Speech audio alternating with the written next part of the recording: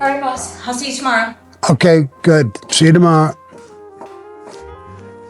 Don't forget we have a lot of filming tomorrow. All right. Phew, I'm tired. A lot of work. A lot of work. Finally, some time for myself. Me and you will watch a movie. Let's see what we got here. The movie Gotti. Nope, we're not gonna watch that, right? Witness to the Mob. They made a movie. It was about me. When's the last time you picked out a good movie? I think this one's gonna be good. I'm gonna watch it. Oh, really? Second thing, make the cash without the flash. Did you hear that? Make the cash without the flash. So I think it's a little funny. You know, you have no sense of humor. Soon there's gonna be 100 guys who want to put a bullet in me. Well, if it's coming, it's coming. Look, does that look like me? I agree. I agree. Yeah, we made him an offer he can't refuse. My grandmother can do a better brindle than that, and she don't even speak English. What do you think about that part? Yeah. I thought about becoming an actor while I was in L.A. Oh, yeah? How long you out there for? 2 weeks. Gave it a real shot, huh? Yeah. I've seen some people. They said I was too short, but that I had a great face. What do they know, right? Maybe they're right about that. You do have a great face, and Sammy. John coming forward like this, letting us know. That took balls. Anybody can kill. That don't mean they can be boss. That's what we're looking at here. What's better than this? Really, me and you alone on a date. Like the boss. I know I'm not a bulldog, but watching a movie about me, smoking a cigar. Don't get overexcited, you know. Whatever comes, comes. I'm ready.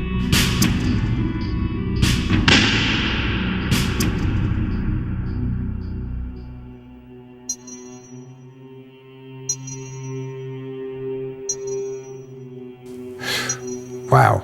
Hold on a second here, Lily. Let me call this guy up. Is this Nick Turturro? This is Sammy. Yeah, Sammy the Bull. I was just watching your movie. Yeah, that one. I hate it. No, I'm just busting your balls. You did a good job. I know it's long past time due, but I want to have a sit down with you. Me and you. We talk about the movie. We talk about everything. Don't worry about it. I'm not going to take you out. That works. I'll see you then. All right, bro. Talk to you soon. Bye-bye. A guy can't make a little joke.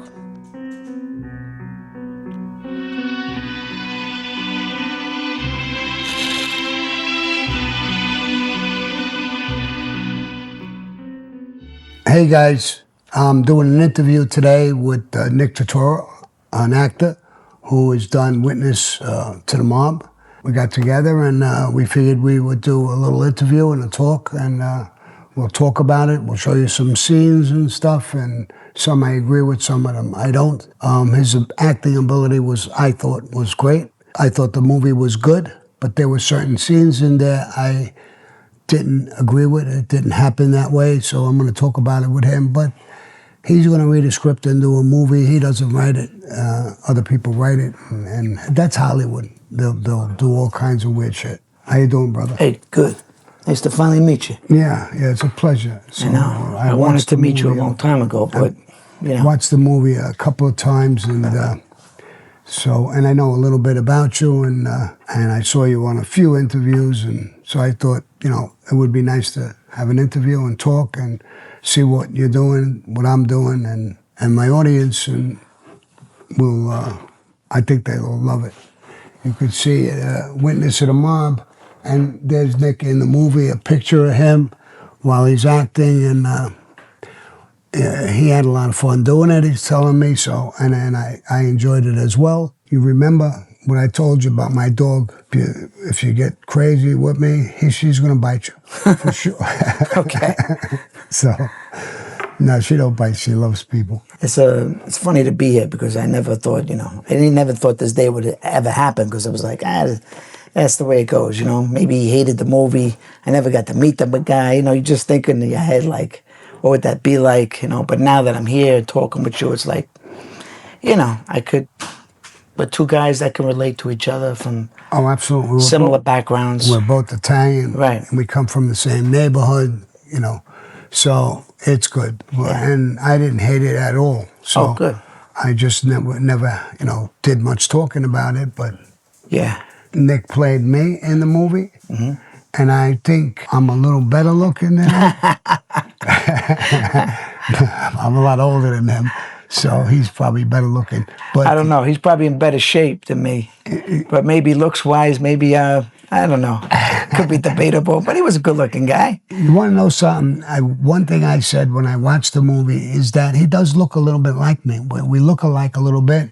Matter of fact, I'm doing a scripted show, I believe. And I'm going to tell him, you know, right in the interview that he's got a shot. He wants when they start calling for actors and people to come in, actors, actresses, he should come in and check it out. You know, he's qualified. Thank you. Yeah, I mean, De Niro, I think he thought I had a similarity, maybe physically, and just because I had done this like audition for something else, and I was reading a lot of lines for this other project, but then I was talking about my life and talking about who I am, and I think that's what caught his eye, and maybe he thought this guy would be a good guy to play Sammy Gravano, Sammy the Bull. I mean, I wanted to meet him, but I asked Robert De Niro, could we, any way we could get a hold of him? And he was like, I don't think that's possible, because at the time I think he was in a witness protection or something. And I don't know where I was when you were making it. Yeah, I don't know if you heard about it or you knew they were making a movie. No, I found out later that the Gottis had some input with De Niro. I'm not sure if they did or they didn't. I heard that. I'm not certain know if it's true. I think if they would have reached out for me, I would have definitely came in. Once I heard my name and who you were, you're an Italian guy from the neighborhood, I would have came in and jumped in with you. I think, you know, you would have appreciated it. And then we didn't have like great guys, advisors. We had guys that claimed they knew him, or BS guys that it would have been helpful. I mean, if he was involved, it would have been great, because he could have been dissecting the script. He could have been telling me, this isn't real, that's not, this could be better. I mean, that could have been a game changer, because like when they did Goodfellas, he told me they had Henry Hill, all these things. I mean, that's big. That's big. You know, you don't always get that opportunity. So when you do, you want to like, I mean, now I know a lot more.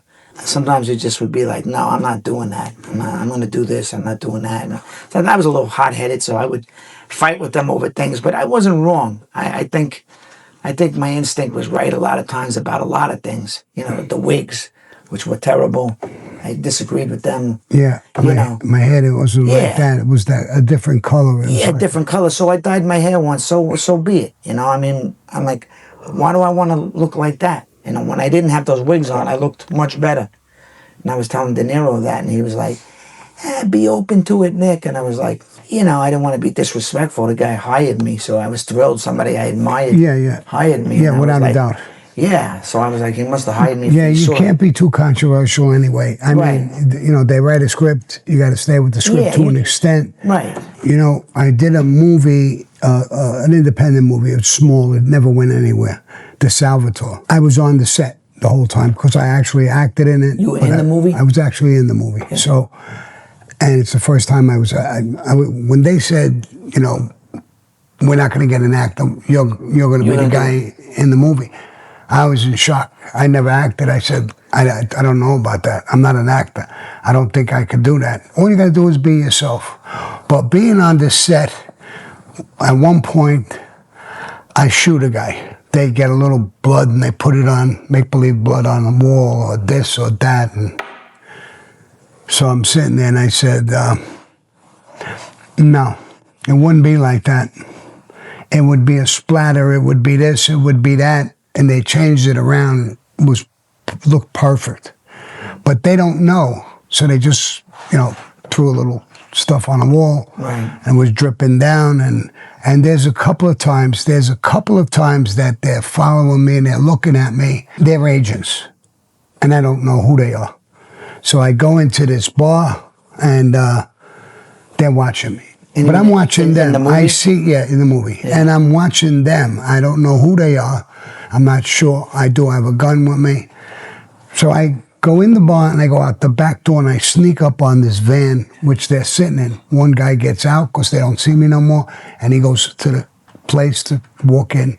And they leaves the one guy in the van. Mm-hmm. So I open up the door and I put the gun out. Who are you? And he says, whoa, whoa, whoa, take it easy. I'm an agent. So they got there, the director says, all right, now you got to go in your jacket and show him your badge. So I said, no, I don't know who they are in the movie. I think they're there to kill me. I'm not going to let the guy put his hand in his jacket. I got the gun out. I would shoot him. Right. So an agent wouldn't do that. An agent would turn around and say, well, hold up. I'm an FBI agent. I can show you my shield and this, that, and the other thing. So it became more believable. Right. Because if I'm got a guy, I think he's going to hurt me, and I got the gun pointed at him, I'm not going to let him go in his jacket. I would shoot him. Right. That's the real part. That's you know. right. So you show those little tricks and the thing, and I think that this is what they should have did in Witness to the Mob. If you would have had me there, I think the way you acted, I think you were great. I think it would have been 10 times better. Yeah. Because I would have been telling you, I'm doing my scripted show. I want my son who wants to act to play a part in the movie.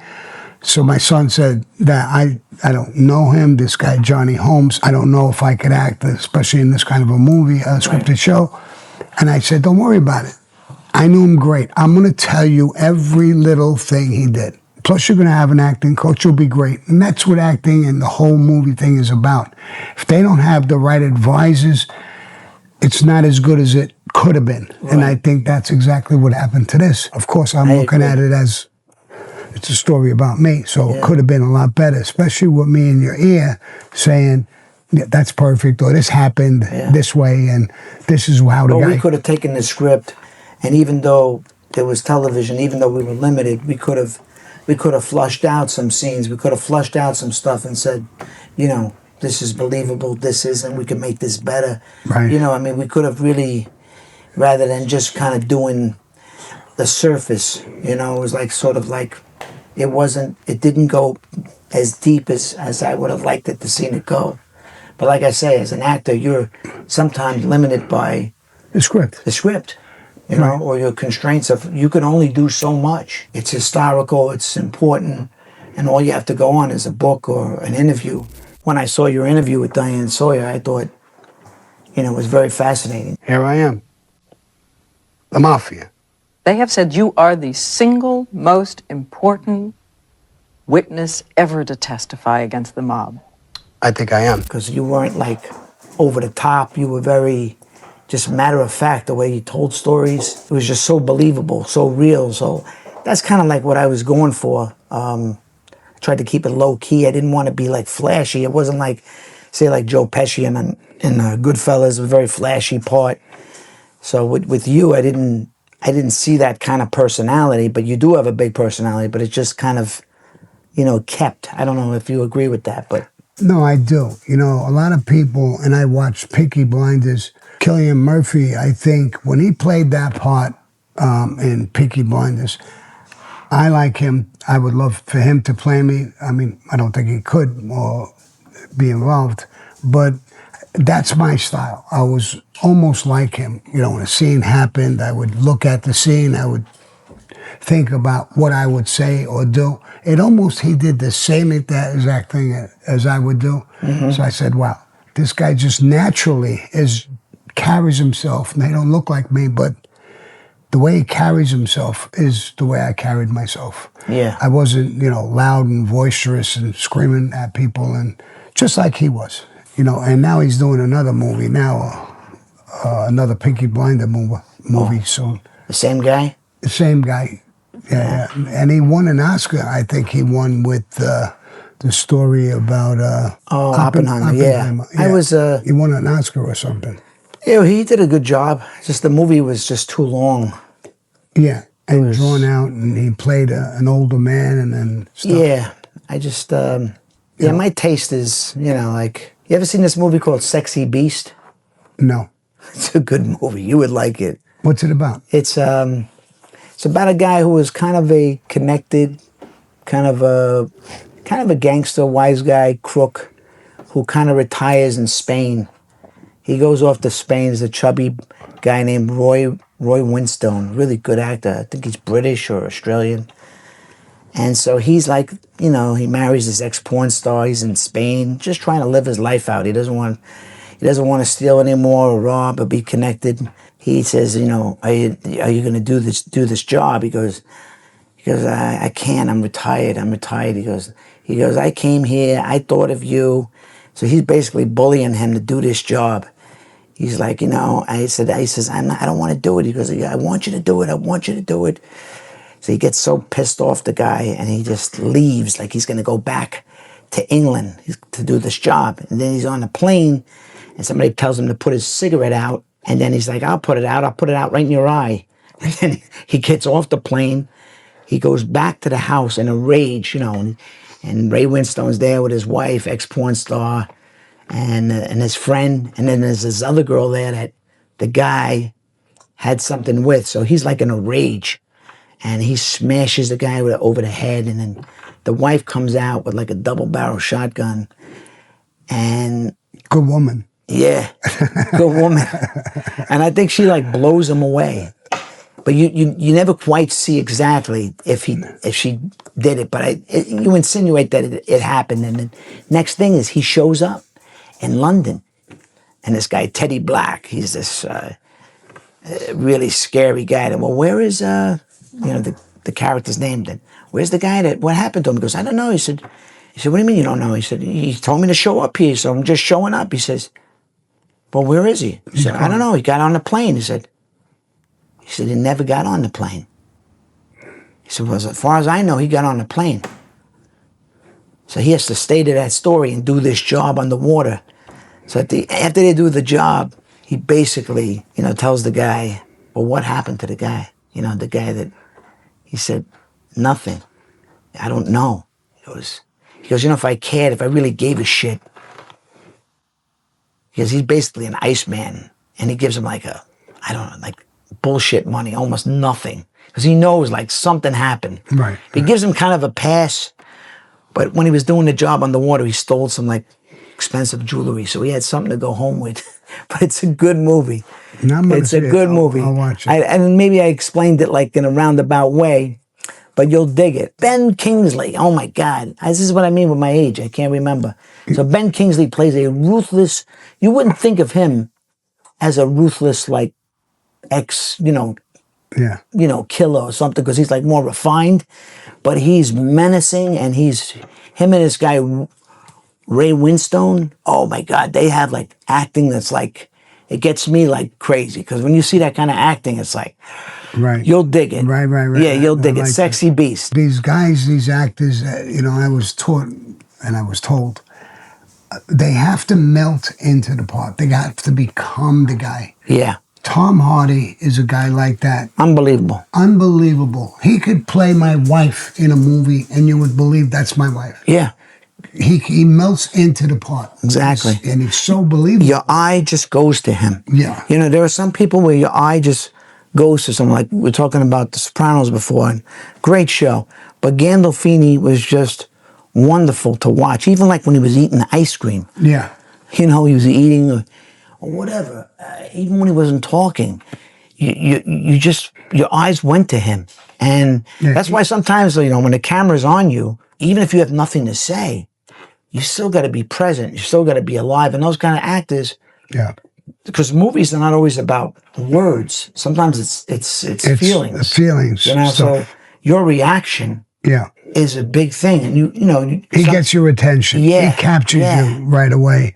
And you're already waiting for him to talk or do something. And And Tom Hardy's one of those guys. I love him. Tom Hardy's that way 100%. Yeah. Yeah. Did you see that movie, The Drop, he made with Gandolfini?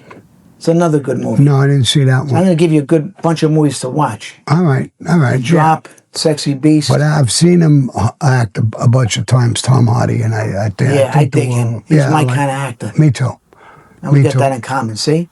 But if you like good acting, that's when I became an actor. I was like, You don't try to imitate anybody, but but get inspired by good work, good people. Right. And then of course you got to make it your own. You got to make it. You can't imitate somebody else. Right. You could be inspired You by could them. be inspired. You Yeah. got to become them. But then you got to become whoever that character is. Because a lot of times people go, "Well, you're just playing yourself," and I go, "No, that's not true.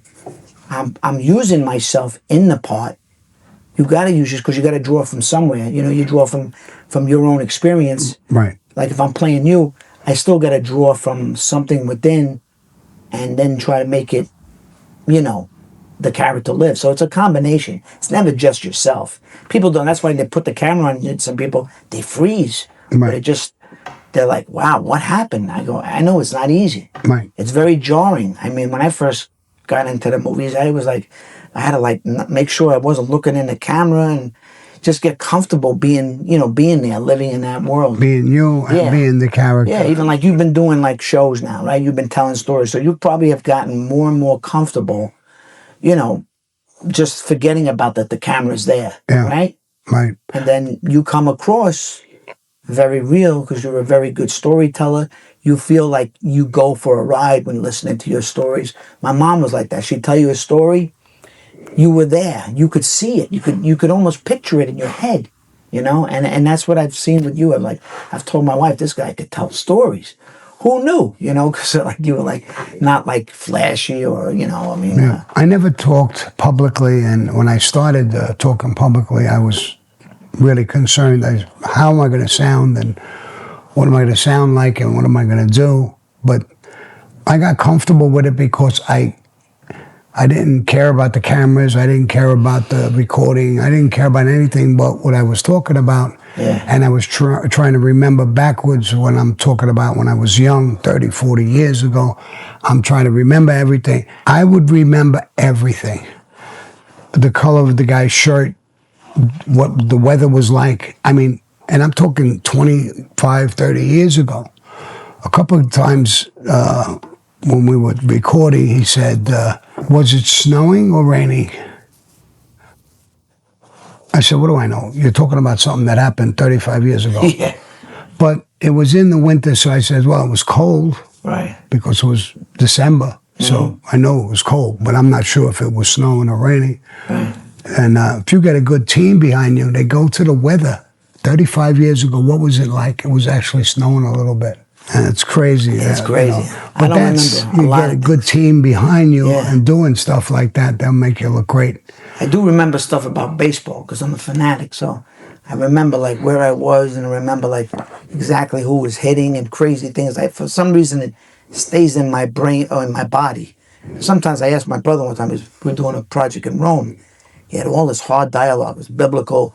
I mean, phenomenal speeches. I'm like, how is this guy remembering this shit, So I said, how do you remember this stuff? He goes, Nick, it's in my body. I said, what? Right. He goes, it's in my body. So now I get it because I'm like, okay, when I memorize something, sometimes it's here, right? But I just memorized it. So sometimes it goes right out. But when you know it that well, it goes into your body. It makes sense? Yeah, sure. Yeah, so it it's does. instead of stuff with baseball, it's in my body. I'm the same way. Yeah. Certain things I can remember way back, and like the day they asked me when I got made, it was in a house in Brooklyn, Frank the Wop's house or something. And I'm going down the stairs, and it was an old house, wooden stairs. So when I'm telling the story, I'm saying as I'm going down, I remember the creaking of the stairs, get down to the bottom, and I turn around, and there's Paul Castellano and Neil and a whole bunch of guys. So, cut. I stopped talking. And James Carroll said, how do you remember that the stairs were wood and it was creaking? I says, I don't know. But it left such an impression on me that day. I just remember every little thing, how I felt. Yeah. It stuck in me for some reason. I don't know why. I think there are moments like that'll just, traumatic moments or important moments. Like I was tied to my chair when I was a kid in the first grade by my father and my brother because I used to run out of school. I don't remember exactly what happened, but I remember them chasing me around. They allowed this back then. And physically, so I have that image of, to this day, my brother Ralph and my father Get him tying me to the chair. I told her one time, my mother was like, why would you tell that story? I go, it's there, you know, it's part of my life. So, Right. you know, and I asked my brother John, I said, where were you? He goes, I don't know, maybe I was in school. So, but you know, certain things, just you never. Certain things Just you like remember. first time I had a date with my wife, I took her on the 20th Century Fox lot, and we sat on this bench in front of a commissary, and I'm never going to forget sitting on that. I don't know exactly what happened, but she was telling me about herself, I was telling her about myself, and that was the whole date. We were sitting on a bench on the lot because I had a drive on, but nobody was there. It was Memorial Day. But you don't forget those little moments, you know? Yeah, absolutely. They leave an impression on you sometimes. A lot of your life just poofs out. And yeah. Nice girl, right? I can tell she's the type that's loyal, through and through. Like a wolf that mates for life. Ah, that's great. Didn't I tell you she had class? Yeah. Hey, I met someone I'm serious about, too. You? Serious? Give me a break.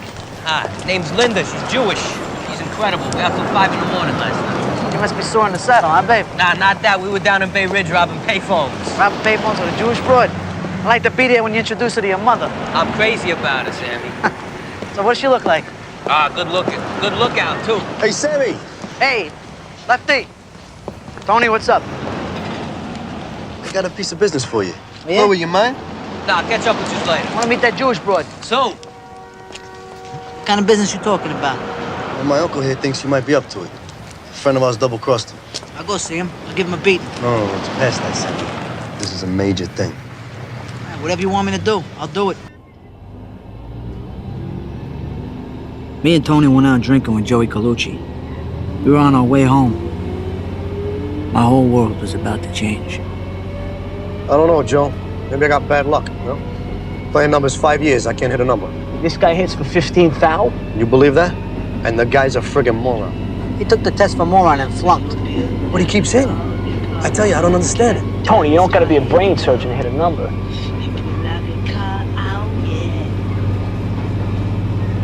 What's this garbage we're listening to? T-Rex. They're from England. They ain't half bad. These guys are from England. What are they doing even singing in this country? Come on, Tony, I like this song. Put on some Italian music, for God's sakes. A little Jimmy Roselle.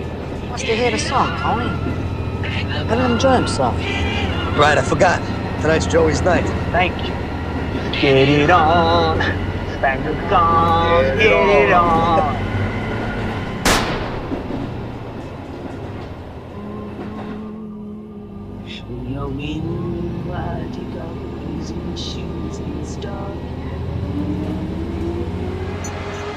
A few years later, I found out there had been no double cross. The truth was, Tony wanted Joey's wife Camille for himself. Soon after, he married her. That snake in the grass.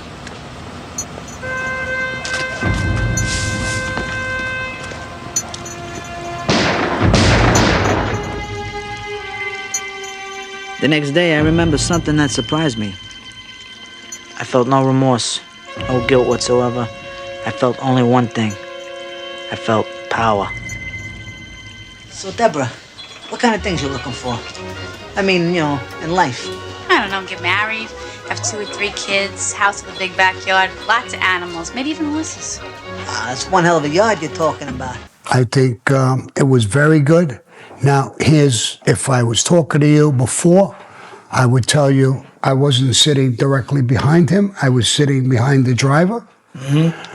I don't know if that was a big deal or would have made any difference. And I would have talked about the famous cafeteria, where we were, what went on, why. I like when you're talking about, you're talking in the movie, a voiceover. A voiceover? I like that. You do like it? Yeah, I do like it. I like that because it explains to the audience what went on. Now, again, I'm telling you exactly what went on. So when you're explaining with the voiceover, you could have gave a better explanation. Oh, with the way it was written? How it was written. A voiceover. Yeah. So a voiceover would have explained more what she was doing with Tommy Spiro and that he was going to kill me and Shorty and all of that bullshit. Yeah, see, like if you were involved and you were writing the voiceover, then it would have been more specific. Yes. And not general. And like to me, it was more like sort of jump.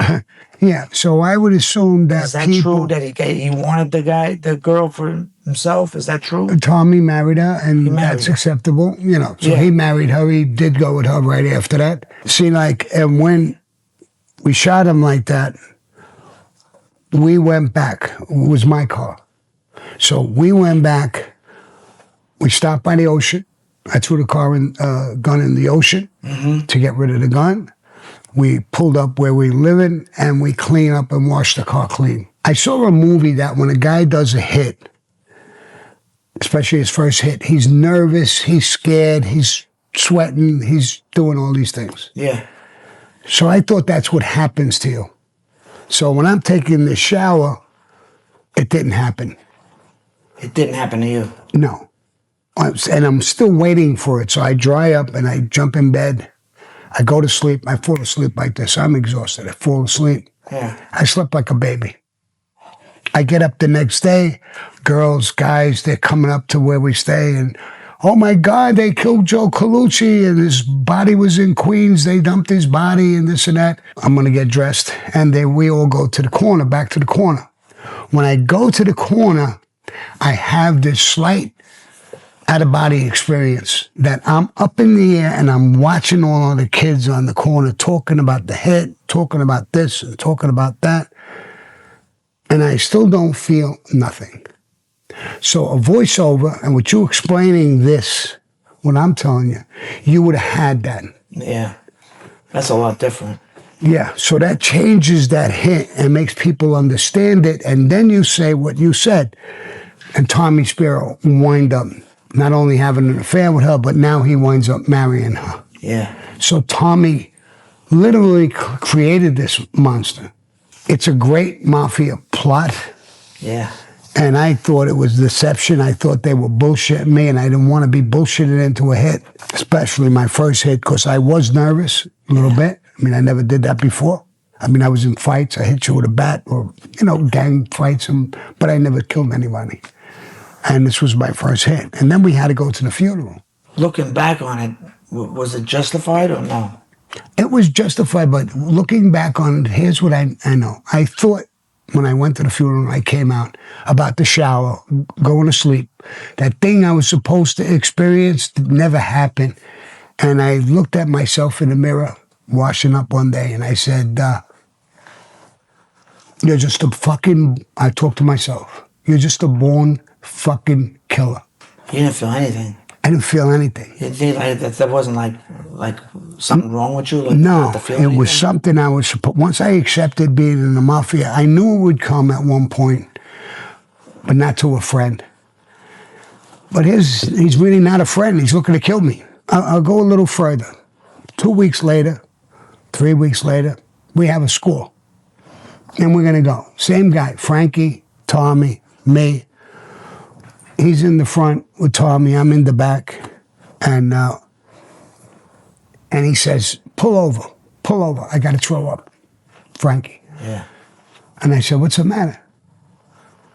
And he says, Sammy, I'm scared to death, bro. Of what? You're going to kill me? Why the fuck would I kill you, bro?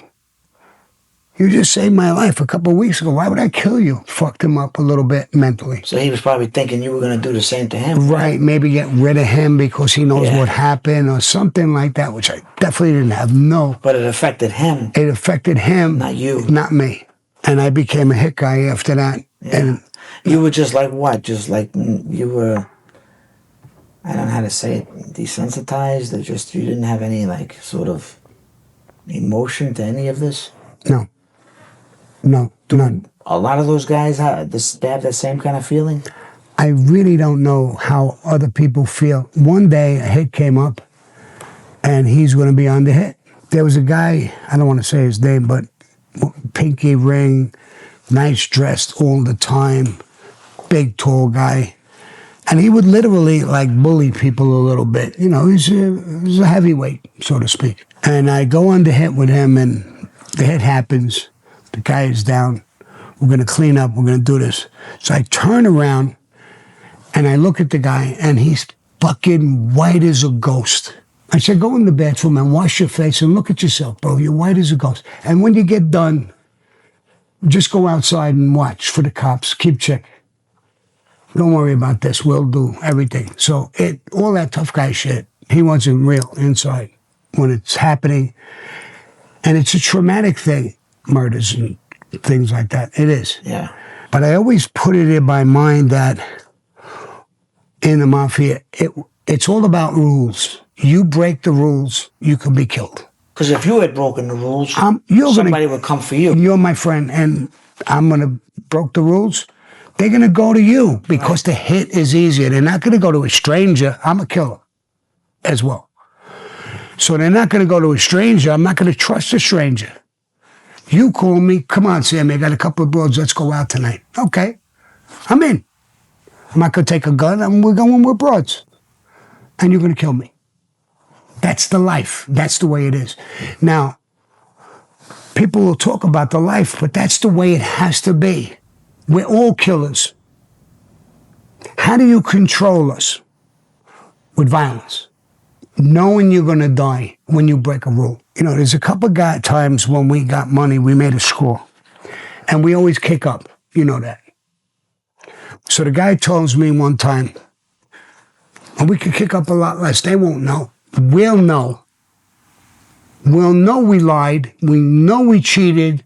We'll always have that in the back of our head. Right. Every time the guy wants to meet us, we're going to be worried. Did he find out? Does he know? Right. Am I going to get whacked?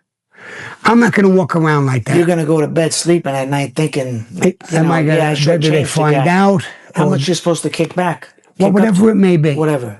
But I don't want to cheat. Because you don't want it to come back to haunt me. In other words, right? I know if the boss finds out, here's $5,000, and we made $150,000 score. And we told him now it was a small score. Here's the $5,000. He finds out we lied to him. And who sends you on the score? They do, or you? No, you can go on your own. On your own. On your own. But still and then you put it on record. I did this score. Here, put this in your pocket. Do you remember the Lufthansa heist? Somewhere between $3 and $5 million in cash and valuables was taken from the Lufthansa cargo terminal out at Kennedy Airport. And the law enforcement officers say that it was carried off with such precision and such daring, you almost have to consider it an inside job. Yeah. When they made millions. The $7 million. $7 million. Yeah. When they went into JFK, they made that score. It was a big cash score. Right. They were shipping old cash in to the government to get rid of it and replace it with new bills. Okay. So the guy who knew about it told them, they went, they snatched it. It was $7 million. Something like that. Something like that. Yeah. A big score. Now, when they went in to Paul Vario, who was their boss, it's the Lucchese family, they went to him, we did this score. Boom. They gave him not an envelope, a fucking package, $1 million. Right. We made this score. Paul Vario is, wow, I'm getting $1 million. Now he takes that $1 million and he goes to the boss of the family. Maybe he gives him 20, 30, 40, 50,000, 100,000, 200,000. I don't know. But he kicked up. So now the score comes out. Suppose you went to Paul Vario and you put 10,000 on the table. Okay, great. Now they find out it's a $7 million score. Yeah. You gave them 10,000? You cheated. You think they're going to be happy with that? No. No. So you got to put, something. So a lot of people think I became the underboss of the most powerful organized crime family in the country, the Gambino family, because I was involved in so many hits. No. It's because I never lied, bullshitted, and I told the truth. They respected that. Right. That's what made me move up.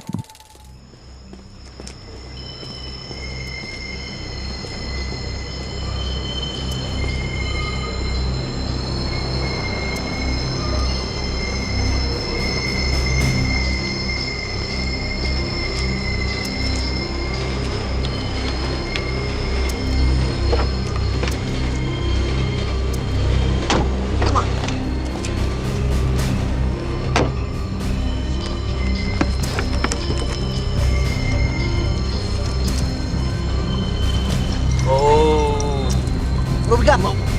Jewelry and a ski mask. We robbed the thief. It's better us than them. Where do you want to take him, Mo? Take it to the yard. Cut it up. Hey, thanks a lot. Oh, thanks. Holy mac. Let's go! Go, go! Hey. What? Hey! Hey! Hey! Stop that car! Come back here! Hey! Come back here! Come back that car! You're dead! Stop that car! Shoot!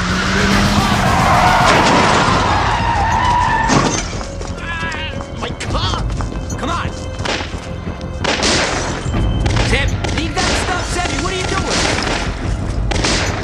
Forget that stuff! You know the first thing I learned growing up?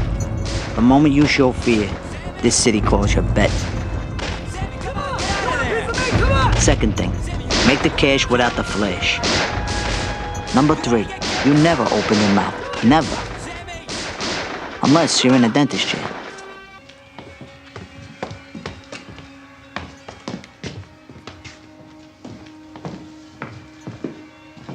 Paul Castellano, Sammy Gravano. Sit down.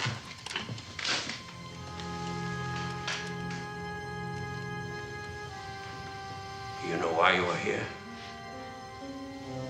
Yeah, I do. Look around. Do you know everybody here? Yes.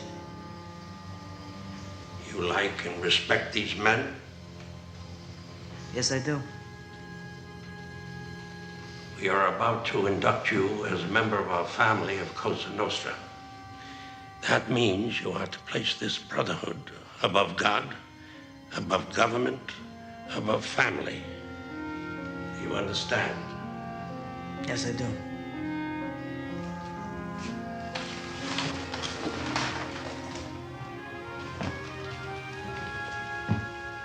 This means if we call for you and your son and daughter is ill, even if they're dying, if we call for you, you come immediately and leave their side.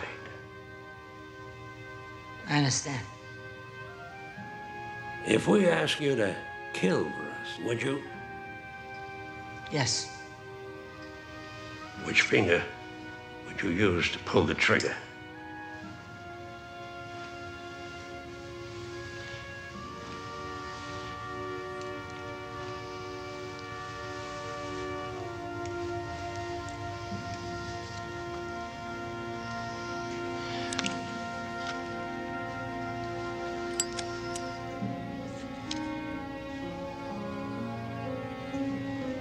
A member of this family must never deal in drugs.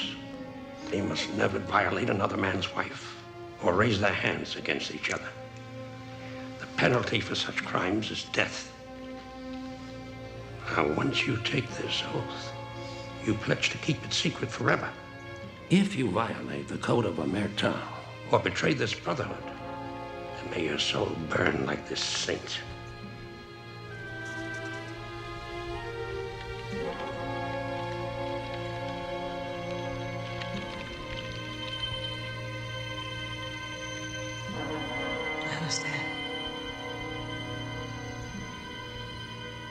You are now a made member in Cosa Nostra and part of the Gambino family.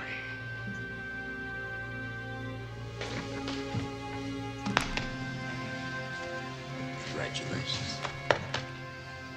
This brotherhood was about honor, respect, and loyalty. And to be brought into it, this was the proudest day of my life. I'm watching the scene of when I became a made member in the Mafia. And it really was one of the best days of my life.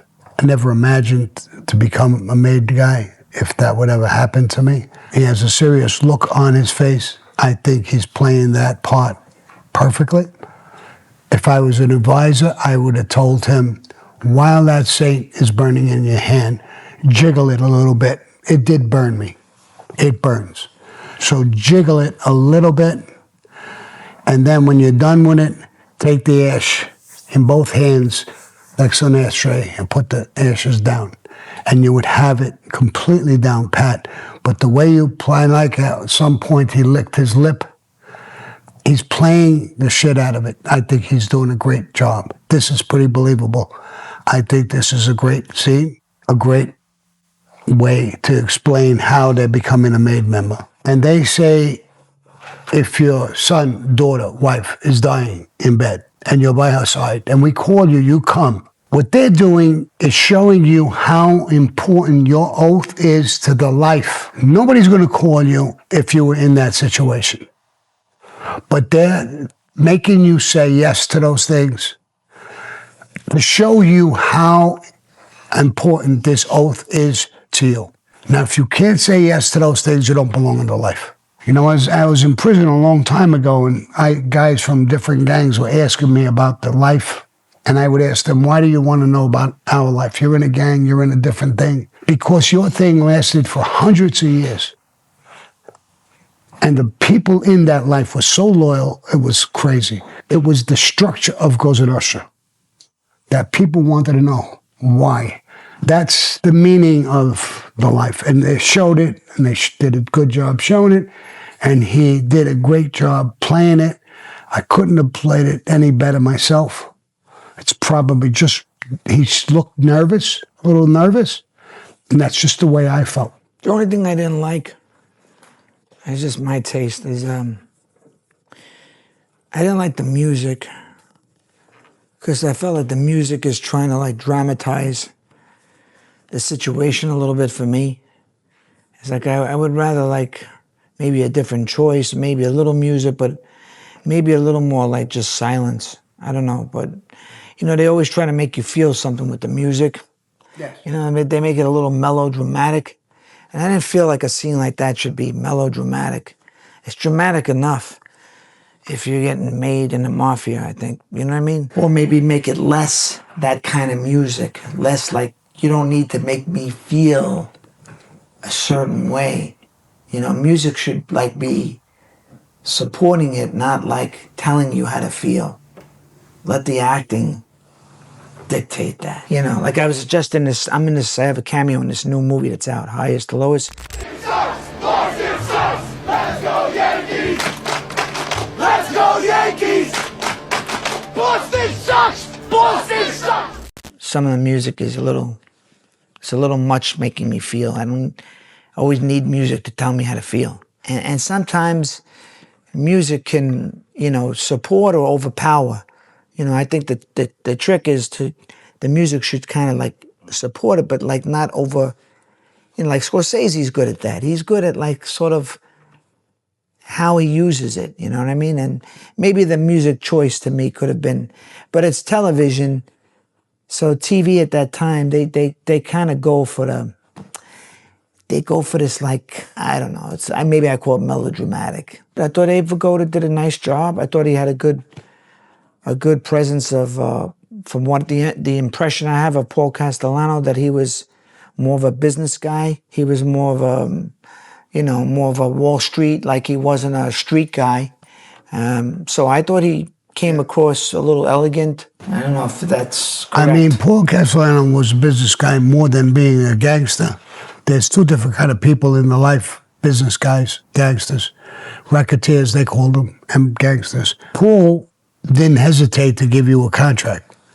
So if you look at, he may not have physically came down and shot the guy himself, right? But he didn't hesitate in giving you an order to go kill somebody, that's for sure. It was filmed in Staten Island too. I think we might have been at maybe Paul Castellano's old house or something. So, but it was filmed, you know, in the right areas. It was around Benchner, all these areas that I didn't know. But it wasn't like it was shot in Canada, or they had a good guy shooting it too. This guy Frank Prinzi, and he did a nice job, I thought, you know, of shooting it. The director, I wasn't sure that he was the right guy, being an Irish guy from Ireland. Like I said, I don't think he understood New York sensibility. I agree with you with that, with the Irish guy and the director. I'm doing something with Nick Pileggi and Terry Winters. They were born and raised in Brooklyn. Yeah. I think you have to be born and raised in those areas and understand the Mafia.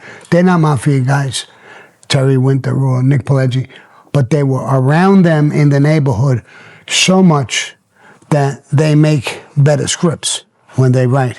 Yeah. So when you're getting a guy from Ireland, Irish guy, he's probably good in a movie about that, but this is what they'd have to look for, the producers. Yeah. That's up to the producers. As far as the music, that's up to the editors and people like that, and the producers if they like that and stuff. But I do agree that music is important. I watched the movie Sicario, and the music was great. Before a hit, you could boom, boom, boom, boom, boom. Music is pounding. It made you sit up. You know something is about to happen. So music has a way in moving the stuff back and forth. Now, he has an actor's position on what he thinks, and I respect that. I wouldn't know. He'd know. I mean, but I would know once I saw it. So I didn't think it was bad, but, you know, everybody has a different opinion. Any opportunity to make it, I took. Loan sharking, clubs, construction, you name it. My greed bell was ringing all over the place. As were the bells of St. Paul Castellano. I was moving up in Big Paul's eyes. He knew I was the kind of guy he could count on. So he gave me the contract on Johnny Keys, a capo on the wrong side of the Philly mob wars. So where the hell's Paul? It was important that I do it right. Yeah, don't sweat it. He's on his way. You said that 10 minutes ago. How much longer are we gonna dick around here? Hey, he's probably stuck in traffic. Turnpike this time of day is murder. Tough shot, huh? Ooh. Ah, you some golfer. What's your handicap, 40? What handicap? What kind of clubs you use? Wait, I get you mine. Hey, low light snake, you set me up! Just keep walking. You'll be all right. What's he doing? My heart. Sammy, what do we do here? What's going on, Johnny? Oh, I got a heart problem. I got nitroglycerin in my pocket. Get it. Yeah.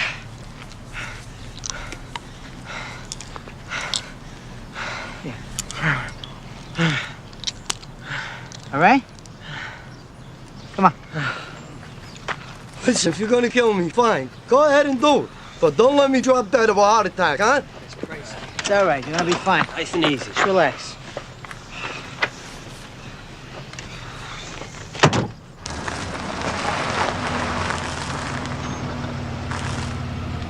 Call Paulie. Tell him we made the snatch.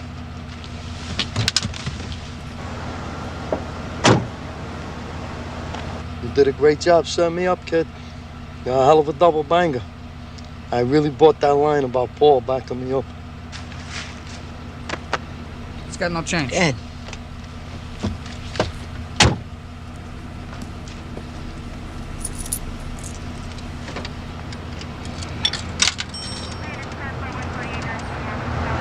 Look at this.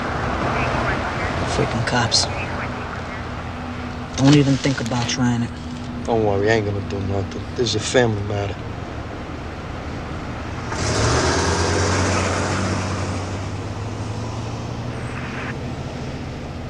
Look, it's nothing personal. Just commission's orders. Yeah, but you know what's hard to swallow? My friend in Cleveland, I've known him for 35 years. 35 years. So much for friendship. It's the life, Johnny. Friggin' Paul, what a lying son of a bitch. Hey, watch your mouth. I don't want to hear that kind of talk about my boss. You understand me? The left word. It's done. You're gonna clip me? Fine. But I got 2 requests. One, I want it done by a made man. It's no problem. My friend here just got his badge, too. 2, I promised my wife that I'd die with my shoes off. Will you let me take them off? That's it? That's it.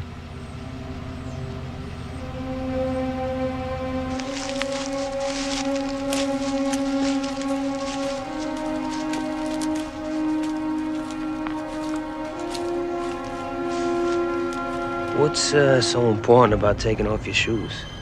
My wife will know. It's something between her and me.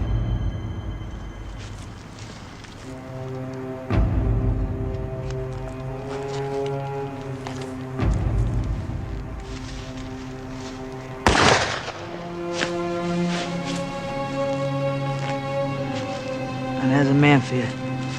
Guy took it straight up. He was a true gangster. He had Coyones on. It's a freaking shame if you ask me. I'm not gonna be able to sleep tonight wondering about them shoes. He took it like a man. Yeah, it was nothing like that. That's the thing. Like, you don't know the reality of something. Sometimes you got a script and you got it just kind of condensed. Well, I'll say this with the Johnny Keys. I'll say that the Johnny Keys, I'm going to skip that story because it's nothing like that. It has nothing to do with his acting abilities or anything like that. Johnny Keys was a long story. It's not that I dislike it, but it's not the Johnny Keys story. So I would rather just skip over that and go to the next thing. Sammy, Nicky Cowboy's on the phone. He wants to talk to you. What is it? You got a freaking problem. That's okay, Shirley. So how you doing, Sammy? How come you're making twice what we're making and we're doing the work? I don't know what you're talking about. You cooking the books, you fat scuzzball? Nobody's ripping you off. I'll show you.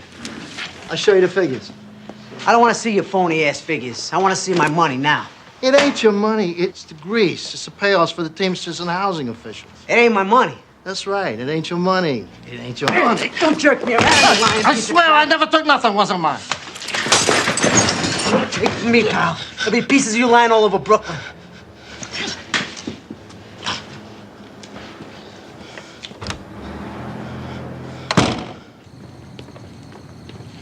The Bono went crying to Big Paul how I threatened him. He wanted permission to kill me. Castellano called me in. What's up? I was in deep trouble. We just got word the Bonos come up with a BS cover story. It's gonna be hard for you to say he was cheating. So when they ask if you made the threat, just deny it. It's your word against this. I ain't lying. I don't care what that weasel says. I'm gonna tell it like it is. Sammy, sometimes I think you live where the buses don't run. You do that, two things can happen. Either of them good. They'll put you on the shelf, or you'll get whacked. Live to play another day. That's my advice to you. You know what? You're right. I'll just deny it. That's all. It was hard for me to believe. 1 minute I'm the golden boy. Next thing, I'm on trial for my life.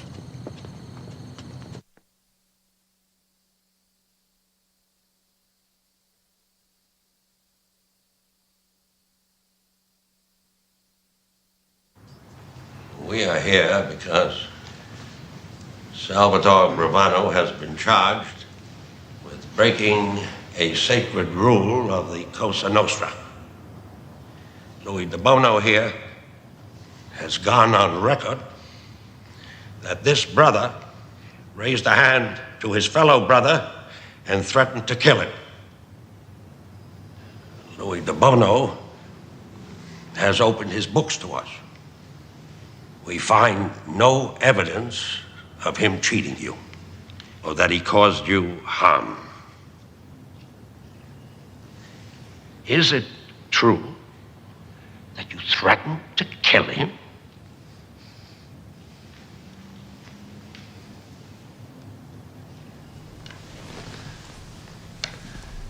Yeah, I threatened him. I ain't never done that to a friend of ours.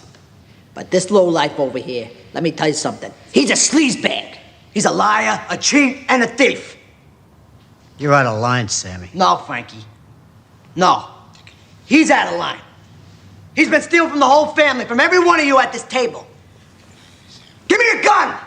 I'll blow your brains out right now. Right now! I'll kill that fat slob right now, right here, right now! Who are you to talk this way? Who are you to disrespect us? I don't mean no disrespect. Only I have the power to order the death of any member of this family. So help me God, Paul. We I'm not should lying. kill you right now. So help me God, Paul. I'm not lying. Sammy, hold on. Take it easy. Paul, Sammy's done wrong. I understand how you feel. But I will stake my life on it. He is telling the truth. He could have claimed that he had never threatened De Bono. But he stands before us here, a man of honor, a man of principle, who cannot and will not accept this injustice to his name or to the society of ours. I ask you to spare his life.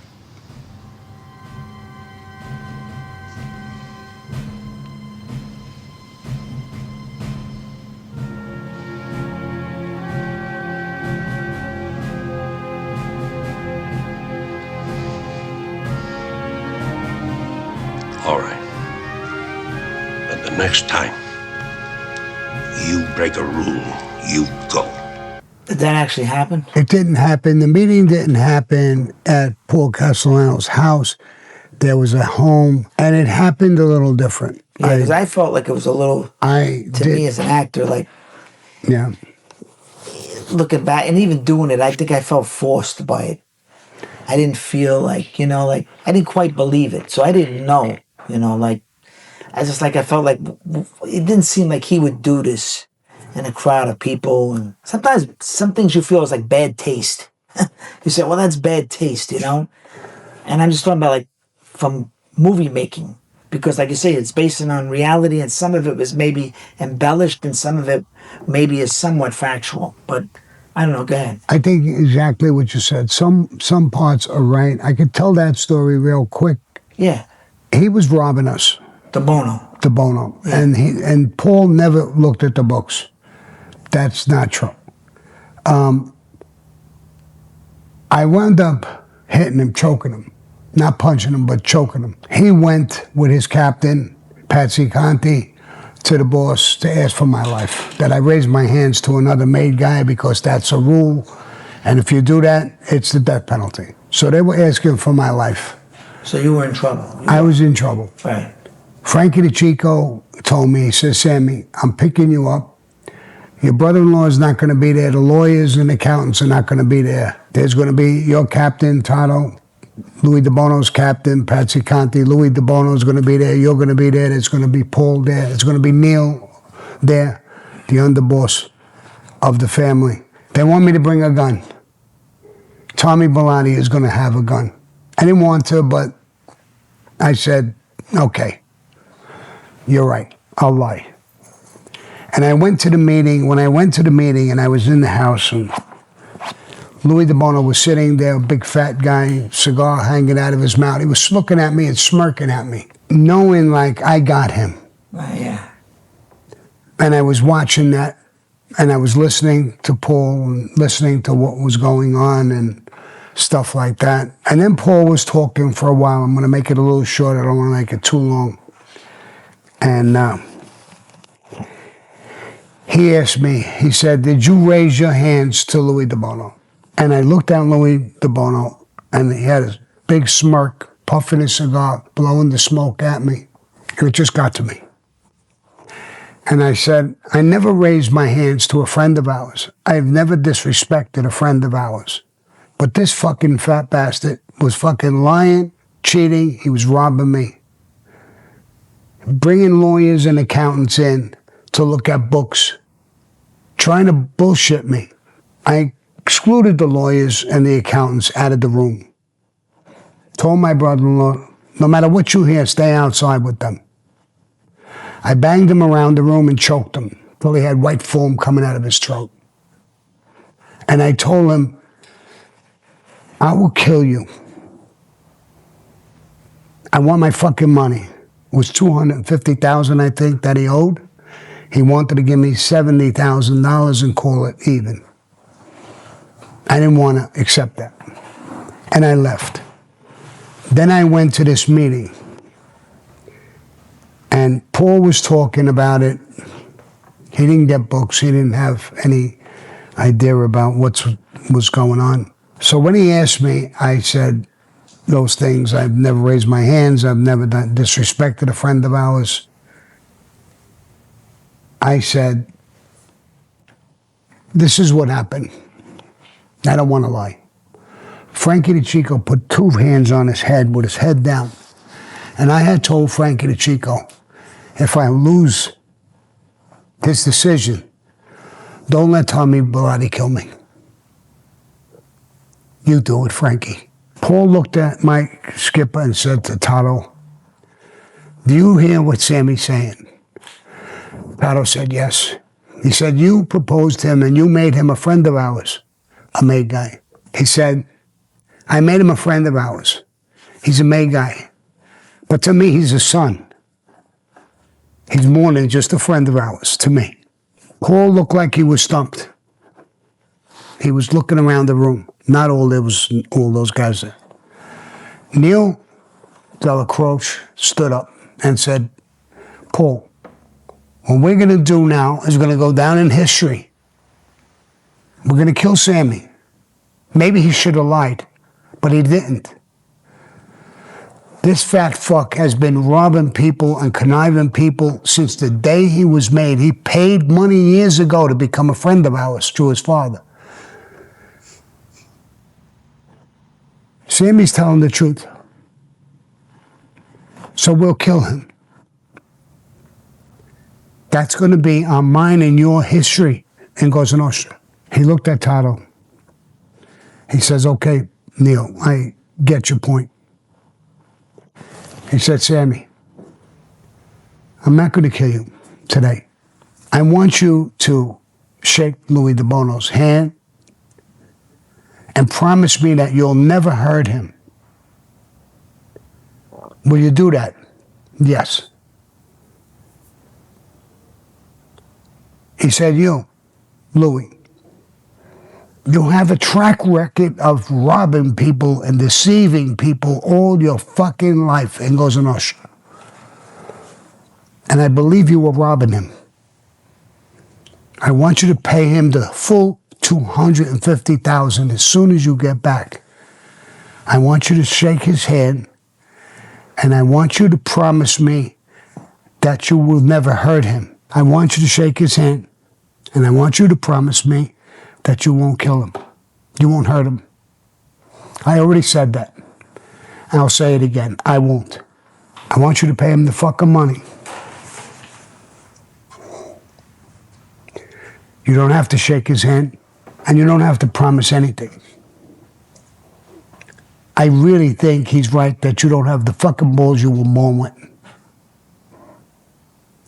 One more case that comes up ahead of me that you robbed them or beat somebody, a friend of ours, I will kill you. If that scene was rewritten, right? Just saying, for argument's sake, and there's only a couple of people, but rewritten the way he just told it, it'd have been a fantastic scene. Instead, what I had to play was fucking surface. What I mean by surface was there was no subtext to the scene. You know, there was no underneath all this stuff that he's saying. Could you imagine, you have these responses. You wouldn't even have to raise your voice or yell to get it across the way he just described it. Because I was already picturing it. I was like, way different. Way better. It could have been a fucking great, great scene. But instead, it was just like, it was like playing just these results, but you didn't get you didn't get the right story, and you didn't get the right dialogue either. And I'm not crying the blues. I'm just saying, give me that fucking scene. And I'm agreeing with you 100%. No. Give me that scene with that kind of dialogue. You could have someone dictate it, and it'd be a phenomenal fucking scene. And then I'd have, something to really play, Oh, we want you to go after this guy. Oh, give me the gun. I'll kill him. So like I say, it's even when you're doing it, you feel like this feels forced. This feels like this could be better. There's something more to this story. I didn't know that. I mean, they couldn't use the book, so they're just using public. I think that's what they're using, public records. What I was saying is that this story went fucking viral. John Gotti, all kinds of people heard this story. He wasn't there, Gotti, right? No. Okay. But it went back to guys who Sammy, look what the fuck he did, which is amazing. Yeah. And Paul and Neil was the one really who saved me, I think. Neil's not even talked about. I mean, so this is where they're getting the story. This is where I said at the beginning is that if he had stories, if he had me as an advisor on the show, I would have said this, he would have played this, he would have killed it. He would have got a award for this scene because he would have played it right. And I think he has that ability. That was my problem too, because like I said, reading the book and knowing, from the interviews, when you get a script, you could tell this is just touching the surface. And you could only do what you could do. You can't make magic out of, but if somebody like him was involved and it was rewritten or told in a different manner, or even that scene, that could be like an Emmy Award winning scene. Yeah. you know, you could actually write. I mean, you maybe don't know it, but you'd be a good writer for stuff like this because you understand the dialogue, you understand how it should sound. And sometimes it doesn't always work, but I think for the most part, you could have been a huge asset to this movie or to other movies that have that world, you know, in that vernacular. You get it.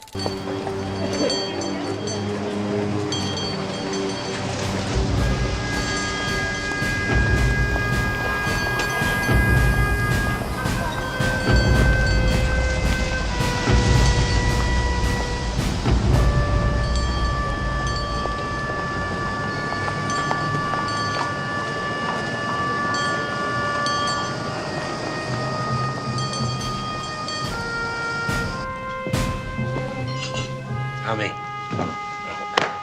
How are you? Good, Frank. You? Good, good. Frankie was the man in the middle, the peacemaker. Paul trusted him, and that was his fatal mistake. Without trust, you can't have betrayal. Vodka martini, please. Scotch rocks. I really hope Uncle Paul and Gotti can put this to bed once and for all, you know? I hope so too, Tommy.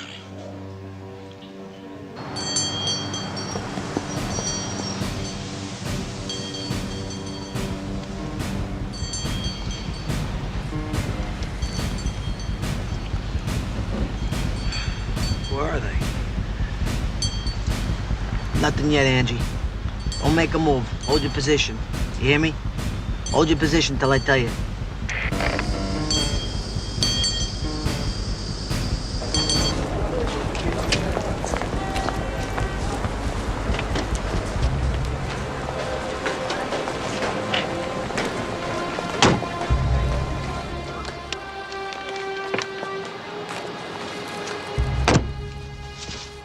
Chanel number 5. Gloria loves this perfume. Says it smells like money. You better not get them mixed up. Your wife will go crazy. Must be stuck in traffic. Yeah. So what are you and Francis gonna do for the holidays? We're gonna go to the house in Lido Beach. Merry Christmas, Frankie. Merry Christmas. Yeah. To you.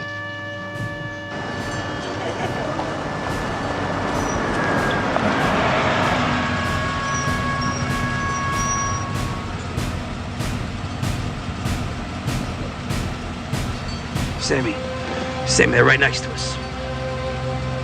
They're right next to us. I heard you. If they look at us, I'm gonna start blasting, John. I swear to God, I'm gonna start shooting if they look at us. Don't shoot me, all right? It's at the light, the red light, first light.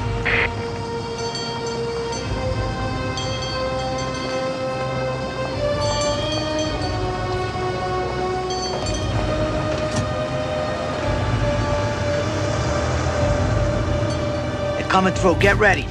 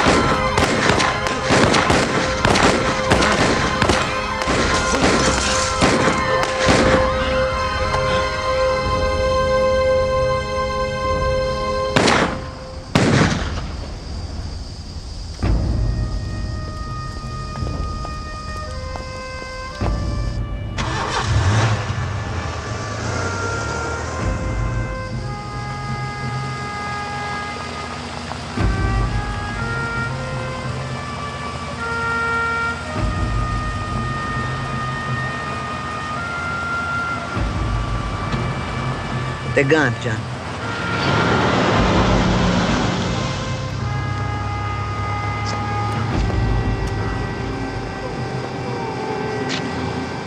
They could have had more people on the street. It felt like it was a little bare. It wasn't terribly done. They had the guys come out with the trench coats. So yeah, as far as the Paul Castellano hit, what was the real story? Who was really behind it? Was it John? Was it you? I mean, how did it go down? Whose idea was it? Was it John's idea? It was John's idea. Angelo Ruggiero got caught on tapes, and he was talking about Paul. He was talking about all the bosses in the commission. He was dealing drugs, which was Paul put out an order, you deal drugs, you die.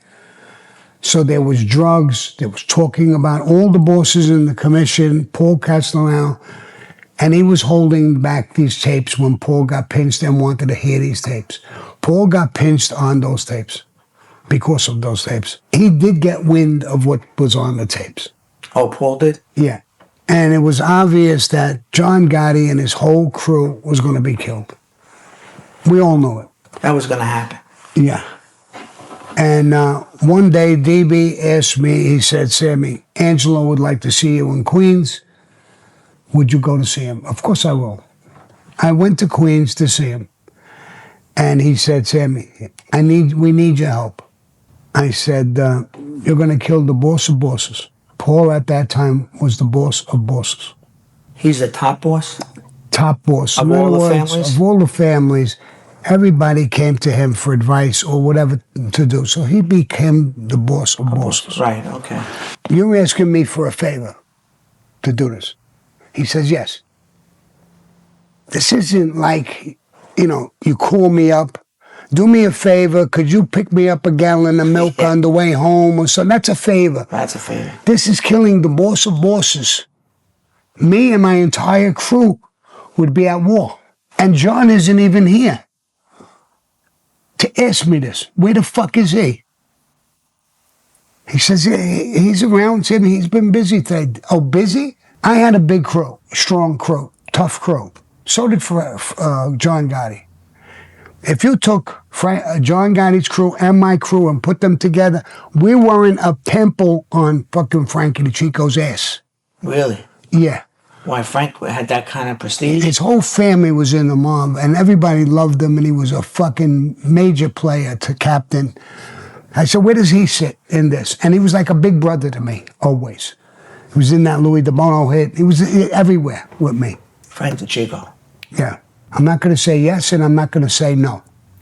What I'm going to do is I'm going to get in my fucking car, straight to Staten Island, straight over Frankie's house, and tell him about what you're telling me. He says, okay, he'll be with us, you'll see. Okay.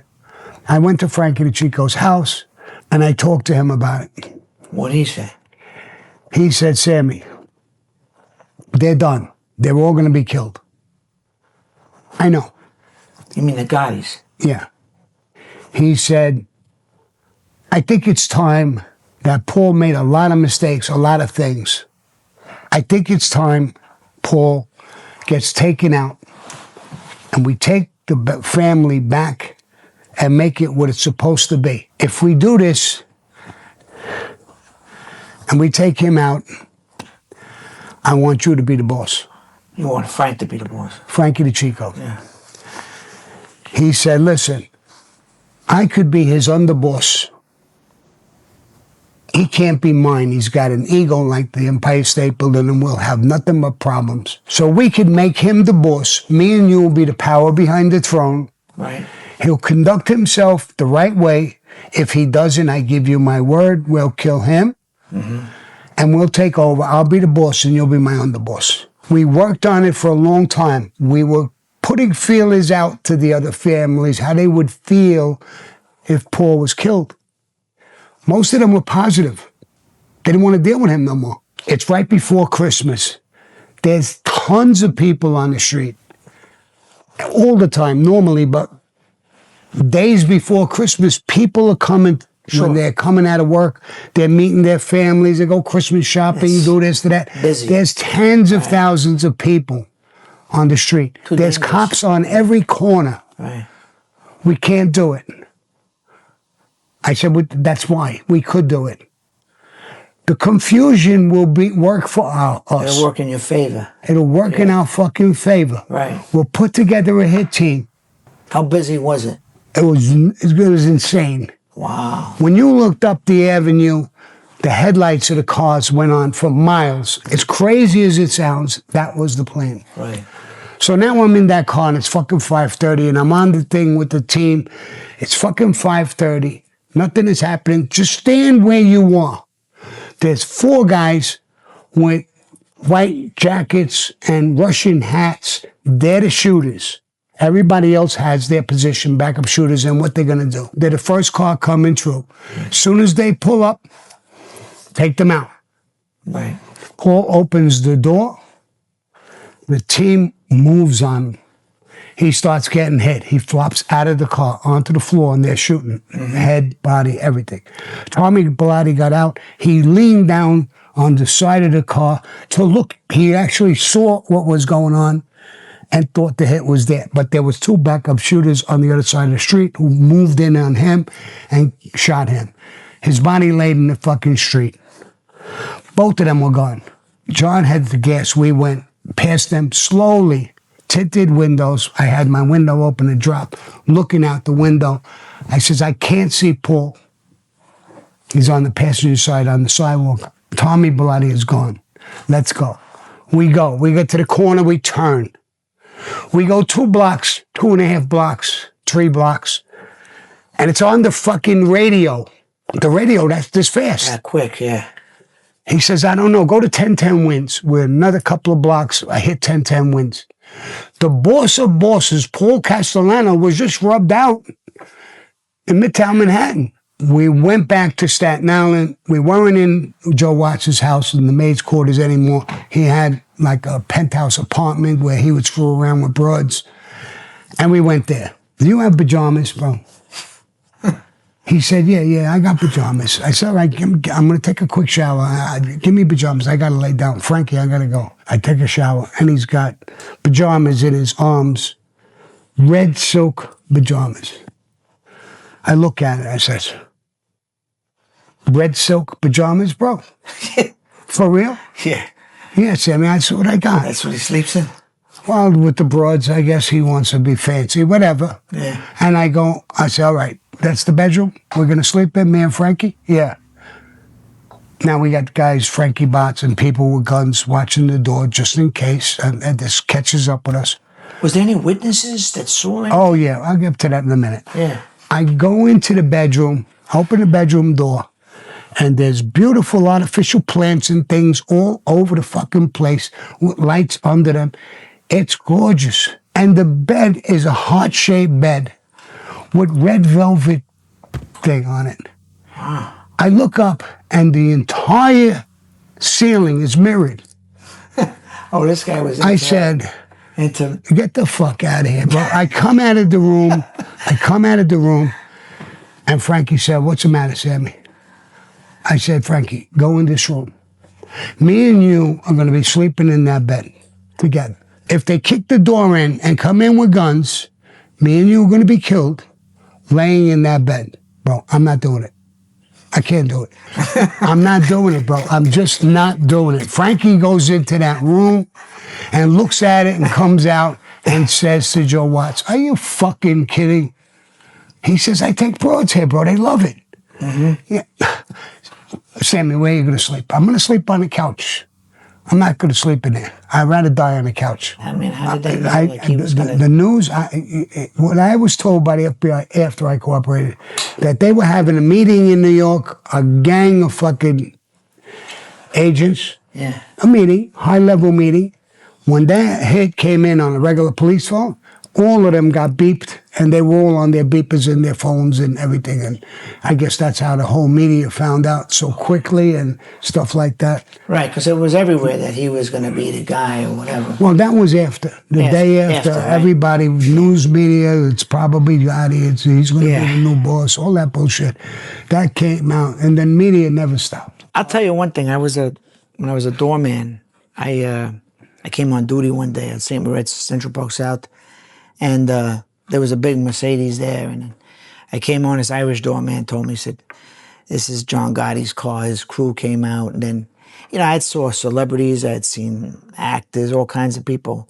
And then he came out through the door with somebody, and I didn't say hi to him, I approach him, you know, but he had, you know, because he had that image, and then to see him in person, I was a bit, I have to say, I was kind of a bit starstruck by the image and everything. Yeah. And when he came, like, here it is, it wasn't an actor, it was the real guy and the real face. And I was like, wow. Yeah. I wanted to like almost shake his hand, but I didn't. So I was kind of caught up in it myself as just a regular person. He played the part. He started playing the part almost like an actor. Yeah. We knew more about Gotti because it was all the press that he got. Right. And no, his name didn't pop up. So, like I said, he wasn't that public. And I was very, very taken by just his, you know, the way he went about it. I actually believed a lot of stuff that he was saying, you know, and, you know, I understand what he got labeled, but I did understand his side of the story, you know, and he had said that, you know, if he had never opened his mouth, he probably would have never said anything. Cosa Nostra till I die. So what's it like to be inside your mind? Do you feel remorse?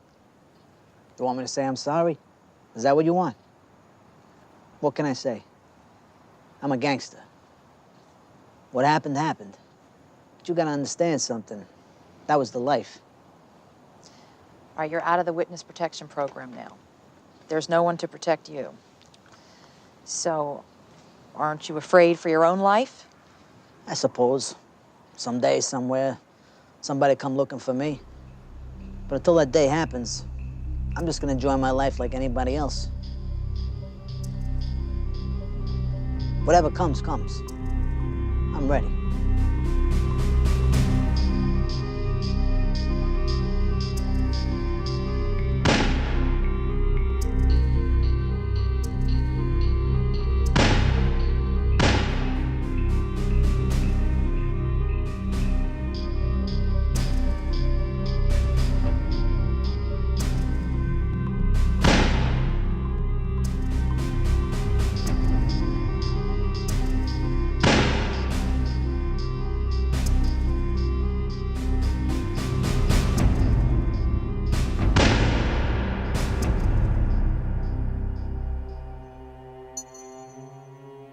See, like, You know what I we're mean? talking now, he can feel my rhythm, he can feel it. Yeah. So as an actor, and he's a damn good actor, he can pick that up. You know, doing it on the fly and had gotten it, and, you know, preparation I wouldn't have a long time to do it.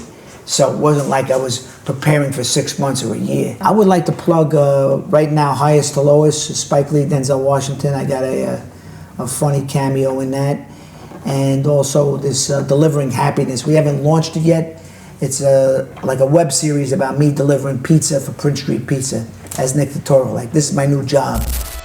You know, Hollywood's a tough town. One day you're on the red carpet, the next day you're on your couch, wondering, what the hell happened? I'm not here to cry about it. What the fuck has my life come to? I'm here to do something that brings me happiness.